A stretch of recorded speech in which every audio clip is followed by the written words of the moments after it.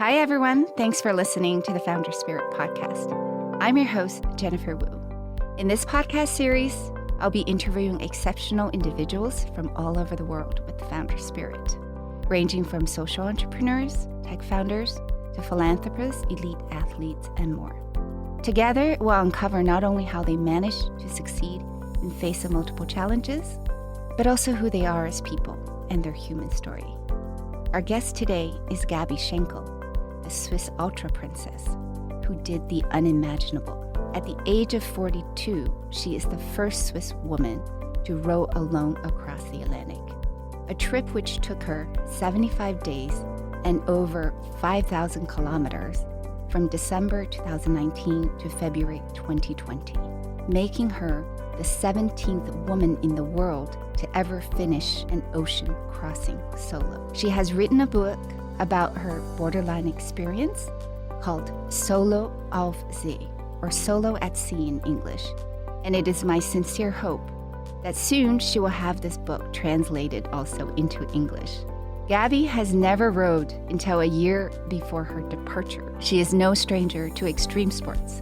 She has ran over 30 ultramarathons for over 2 decades. In fact, Gabi ran her first ultramarathon at the early age of 17. Licensed as an osteopath, a branch of medicine that emphasizes a holistic approach to physical manipulation of muscles and bones, Gabi has had her own practice in Zurich since 2007. Last but not least, Gabi is also a coach and a motivational speaker. Dear Gabi, welcome to the show. I'm so excited to have you with us today. Thank you for taking the time to join us. Thank you for having me. You have ran over 30 ultramarathons. For those of you who don't know, an ultramarathon is any foot race that's longer than the traditional marathon, which is 42 kilometers or 26 miles. And the ultra races range from short distances under 100 miles, which is raced under 24 hours, up to over 320 kilometers that are raced in multiple days and stages with sleeping breaks. Some of them are road races. Most take place on mountain trails. There are also huge associated risks, and some people have died from doing so, mostly from heart attacks, electrolyte imbalances, and heat stroke. I know you love it, Gabi, but for the rest of us, this surely doesn't sound like a way that we want to spend a weekend. So at what age did you start running?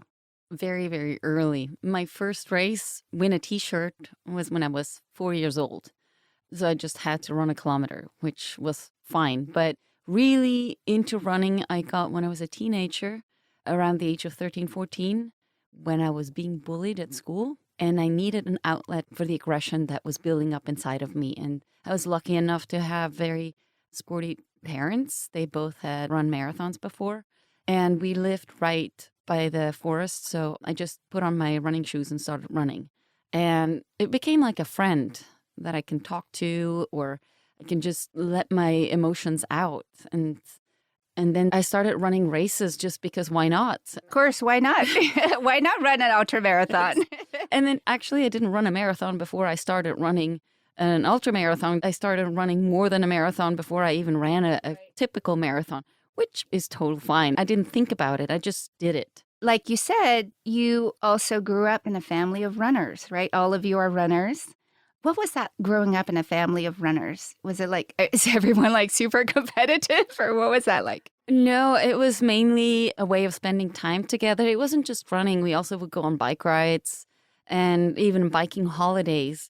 In the beginning, it was like, do I have to run? My parents would ask anybody coming running with me, and I would just say, no, do I have to? No, I don't feel like it. And in hindsight, it was important for me to be able to learn how to say no. And if I didn't feel like it, to say I didn't want, and I didn't feel like it, and to have it be okay. My parents never put any pressure on me, never. I actually started running because I wanted to. So it wasn't competitive. So you mentioned that when you were bullied as a teenager, you picked up running.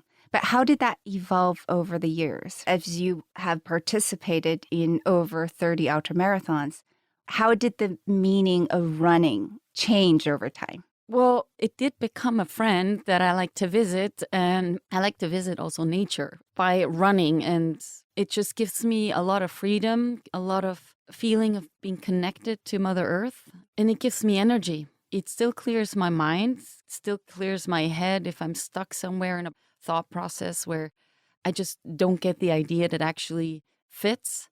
I know how to stop and just put on my running shoes, go for a quick run. I don't have to run 10, 20 miles every time I run. I go for a 5 mile or an 8K run, which is totally fine. Like just to clear my mind and breathe the fresh air or even get rained on. I like it. It's fun and it makes me feel good. I mean, the endorphins, they kick in. It's not I have to run, it's I want to run. I can go even for 2 months without running and I'm okay.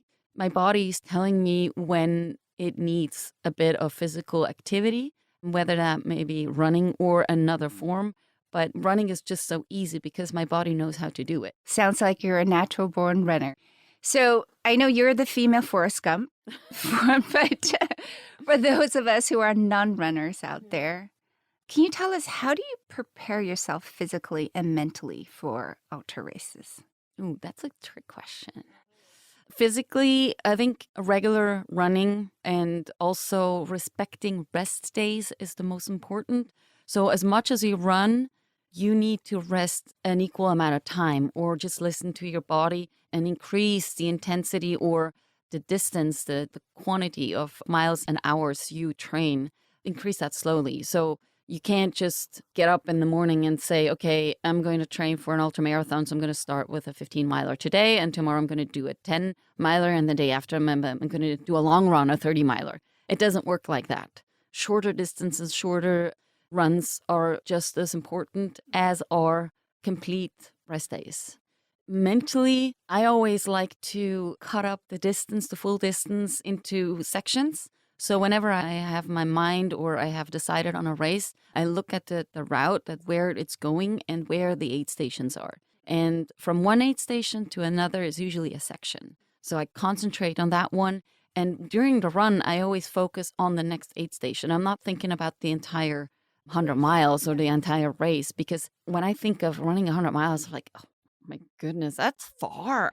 But 9 miles is doable, or 5 miles is doable. It's an easy 5 miles to the next aid station, or it's an intense 4 miles because it's uphill. So let's just walk the next 4 miles so we have enough juice for the following 10 miles. So I'm only focusing on the next stage, the next part of the race.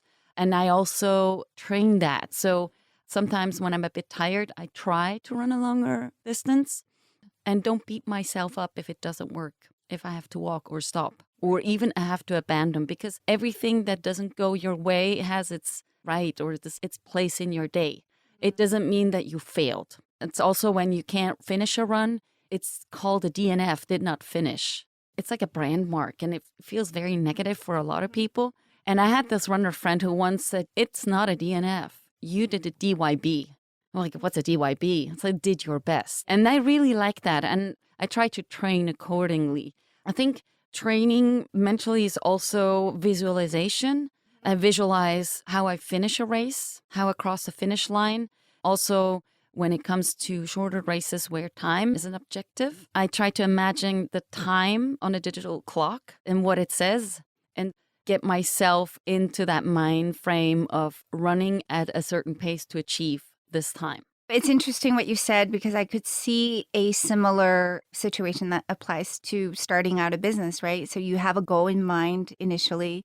You have a vision of how you want to build the company, what it's going to do. But sometimes that goal and that vision is very motivating, but other times it could be really scary as well. But we should all focus on the next step, right? Because the path to get to your ultimate goal, to realize your ambition, is actually made up of many stations in that journey. So I love that comparison. You're very particular about how you prepare for your races. I know that you draw a map of the race by hand in advance. You laminate it, but you also create your own music playlist. All correct. Why do you do that? Before a race, I usually get nervous about the distance, about the event, just because excitement and the unknown come together. and it helps me calm myself to draw these maps. Sometimes I also use just the profile that I find online. I print it out and then I snazz it up with colors and stickers, and it gives me a certain amount of control. And I am fully aware that it's only my mind and that I have absolutely no control over how the race is going to go and how I'm going to feel on race day. But it calms these nerves a little bit. And I think that's very important because when you're stressed, you're using a lot of energy, a lot of power, and it creates also negative energy. So it actually, on your immune system, Puts stress, it puts stress on your immune system. And your immune system is what you need during a race. It's going to be attacked no matter what because you're overexerting yourself for a short period of time anyway. So the prep is helping me calm down, and the maps during the race help me to focus if I get to a point where I feel or I try to tell myself, you'll never get to the finish line. You're never going to get there. You're just not good enough. You didn't train enough, or all these self-doubt. Yeah, like demons. They're crawling up your back, and then they just sit on your shoulder. And then I can just look at the fun card, the fun map, and then just okay, I'm here and I've done already all these parts. And it gives me also satisfaction to write out a section that I've already run and I don't need to look at anymore. So it also helps mentally to have these maps. Sometimes I make them, I take them with me, and I don't look at them because I don't need them. That has also happened. So those maps are a vital part, and I still do that, actually. Like the last race, I did the same thing. I make a music playlist because I tend to run with music when there are a lot of people or when I'm in urban areas because it distracts me. It makes me come back to myself. To focus on the moment. Yeah, and feel my body and not go over a certain amount of breath per minute, or just controls my speed, my pace. I absolutely need loud music in my ears at the beginning of a race because it makes me focus just on myself, because you're in a big group of people and they're just as nervous as you. And I tend to pick up that nervousness. It's too much. I feel like I want to run away from all these people, but we're unfortunately all running into the same direction. So to block this energy, I listen to music really loudly. And it usually is about 10, 15 minutes, and then the field starts to stretch out, and I can put down the volume a little bit, reduce it.